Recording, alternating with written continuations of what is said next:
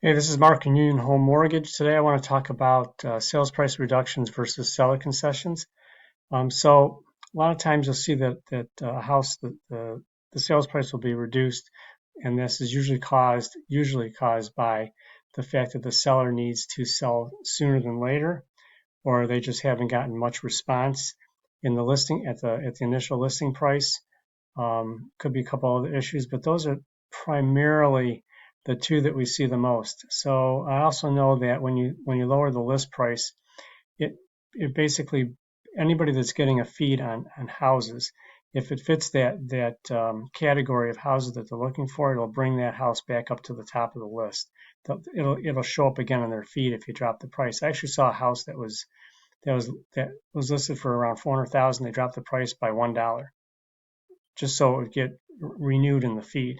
So today we're going to talk about the difference of sales price reduction versus seller concessions and kind of go through the numbers. So this is an actual house in Southeast Michigan. It was initially listed at 300,000, and after about a week and a half, they lowered the price to 290. But here's the numbers at 300. So let's say that the buyer's looking at putting 20% down. It's going to cost them 60 grand in down payment. If we're using a rate of 7.25, now rates change every day, so we're just using this as a benchmark. The monthly payment, not including taxes and insurance, is $1,637. So that's what it looks like if they were to have bought it at list. So here you have the price reduced to 290. So the mortgage gets dropped to 232. Down payment goes down to 58,000. So the cash savings to the buyer is only $2,000. Everybody seems to think that if you reduce the price of the house by 10 grand, you're going to save 10 grand. That's not true. The only time you save the full amount is if you're paying cash for the house. Otherwise, it's just the percent down times the price reduction. So in this case, same interest rate. Now we're saving $54 a month. You are saving $2,000 at close.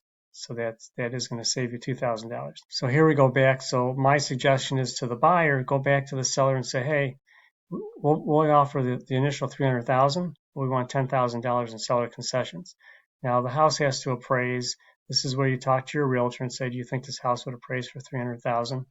And if the answer is yes, or we're pretty sure it will, then this is a better option, I believe.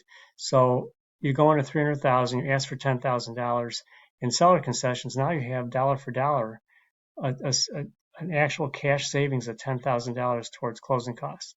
Now you can do any number of things with that $10,000. You can just apply it all to your closing costs, or you can use it to drop the interest rate. So if we drop the interest rate here, we're using the $10,000 or most of it to drop the interest rate all the way to 6.375. Now you're saving $140 a month, and you still have $2,800 left over. So the question comes up, well, Mark, what happens if the appraised value comes in at, I don't know, instead of 290, let's say it comes in at 290. Let's say we go into 300,000 and it comes in at 295.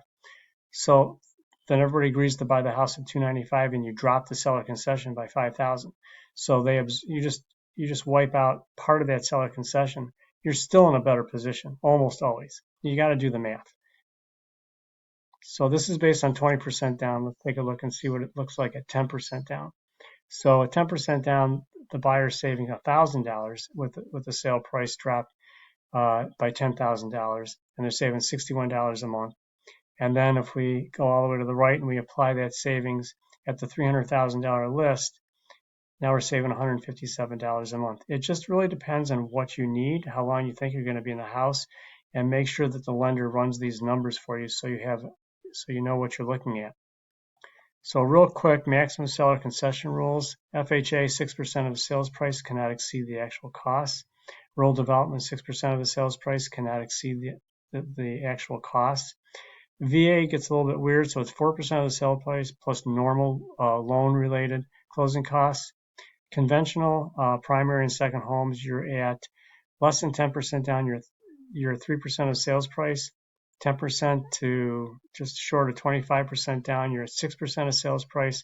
Over 25% down, you're at 9% of sales price. And investments, you're at 2%. Regardless of how much you put down, you're at 2% of the sales price. So you have to keep that in mind. depending on what the downstroke is, exactly how much you can apply towards closing costs. So for instance, if somebody's putting 5% down and the cash comes out to be 4%, we're going to have to shave that off a little. And we can, at that point, we work with the sale price and the seller concession. So any questions you have on this, you want me to run numbers for you, give me a shout. You can text me. That's the easiest way to reach me. You can call me. That's my cell phone. Glad to help. If you're a realtor, glad to show you the numbers on your specific listing. If you're a buyer, let me know how I can help you run through the numbers. Thanks a lot and have a great day.